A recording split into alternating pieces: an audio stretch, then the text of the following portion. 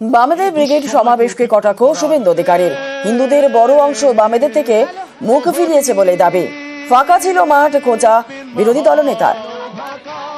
লোক হয়েছে নি গোটা সিপিএম বলবে গণসংগঠন। একটা বড় অংশের হিন্দুকে ধন্যবাদ দিব, তারা সিপিএম এর থেকে মুখ ঘুরিয়ে নিয়েছে। আজকে ছবি দেখান না, ফাঁকা মাঠ।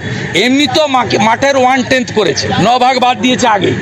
9 ভাগের মধ্যেও তো গোটা পিছনটা ফাঁকা।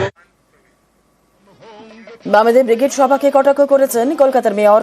বামেদের ব্রিগেড অস্তিত্ব রক্ষার লড়াই বলে কটাক্ষ ফেরহাদ হাকিমের। আসলে অস্তিত্বের লড়াই, আমরা ফার্স্ট আছি তো, সেকেন্ড কে হবে তার লড়াই। পায়ের তলায় মাটি নেই, অস্তিত্ব প্রায় চলে গেছে। আশার আলো যদি জ্বলে থাকে, সেই জন্যই ব্রিগেড। সিপিএম এ ব্রিগেডে বিজেপির ভোটাররা গিয়েছিলেন, কটাক্ষ কুণাল ঘোষের। ওটা হাঁসঝাড়ু ব্রিগেড হয়েছে, হাঁসঝাড়ু ব্রিগেড। হাঁসঝাড়ু ব্রিগেড সিপিএম ডেকেছিল, সিপিএম এর কিছু লোকজনের নাম করে, আর বিজেপির ভোটাররা গেছিল। ওটা হাঁসঝাড়ু ব্রিগেড।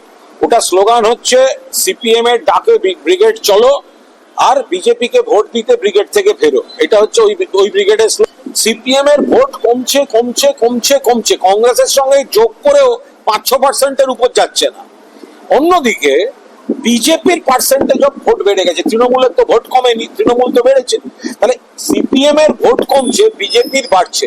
সিপিএম কে আমরা চ্যালেঞ্জ করে বলছি, আগে আপনাদের যে ভোট কমে আপনাদের ভোটাররা যে বিজেপি কে ভোটটা ট্রান্সফার করেছে, আগে ভোটটা ফেরান মশাই, তারপর ঘুরে দাঁড়ানোর কথা বলবেন।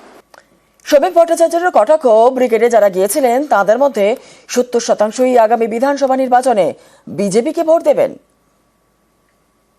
আজকের সমাবেশে যারা যোগ দিয়েছিলেন তার মধ্যে 70% মানুষ আগামী বিধানসভা নির্বাচনে ওই ব্রিগেডে যারা ছিলেন বিজেপিকে ভোট দেবে। সিপিএম গৃহীত, পরীক্ষিত এবং পরিত্যক্ত। পশ্চিমবঙ্গের মানুষ 2021 সালের পরেও 2024 সালে বাইনারি সেট করে দিয়েছে। কিছু জায়গায় বিচ্যুতি হয়েছে, কিছু জায়গায় বামেদের জন্য তৃণমূল কংগ্রেস জিতেছে। মানুষ এই ভুল আর করবে না।